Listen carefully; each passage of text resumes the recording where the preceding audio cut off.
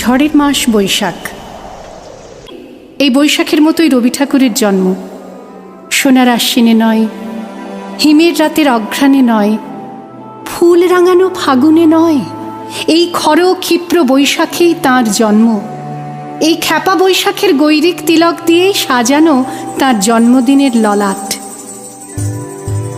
বৈশাখে প্রকৃতির নতুন জন্ম, আমাদেরও নতুন জন্ম এই বৈশাখে, 25শে বৈশাখে, রবি ঠাকুরের জন্মদিনে।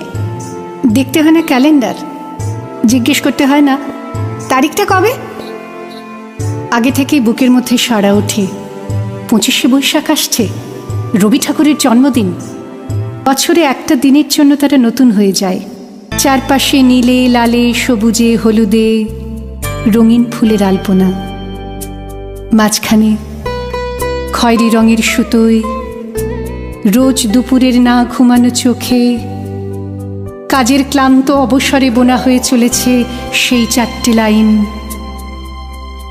উদয়ের পথে শুনিকার বাণী, ভয় নাই ওরে ভয় নাই, নিঃশেষে প্রাণ যে করিবে দান, ক্ষয় নাই তার ক্ষয় নাই।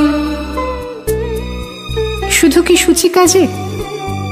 না, বিদেশকে চোখের সামনে দৃষ্টান্ত করে রাখার আন্তর্জাতিকতা রবি ঠাকুরের।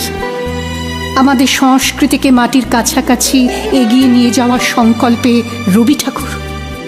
আমাদের সভ্যতাকে দানবের হাত থেকে ছিনিয়ে নেওয়ার সংগ্রামে রবি ঠাকুর। আকাশে, মাটিতে, মনে এত যে বৃষ্টি পড়ে, তার ছন্দ রবি ঠাকুরের।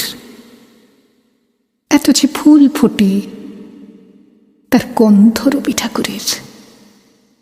তাই প্রতিদিনই তাঁর জন্ম, কোনো দিনই তাঁর মৃত্যু নেই।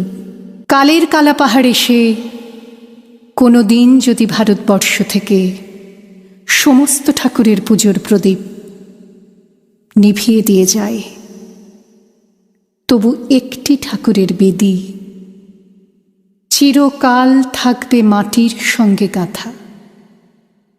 কোন ঠাকুর? রবি ঠাকুর। রবি ঠাকুর।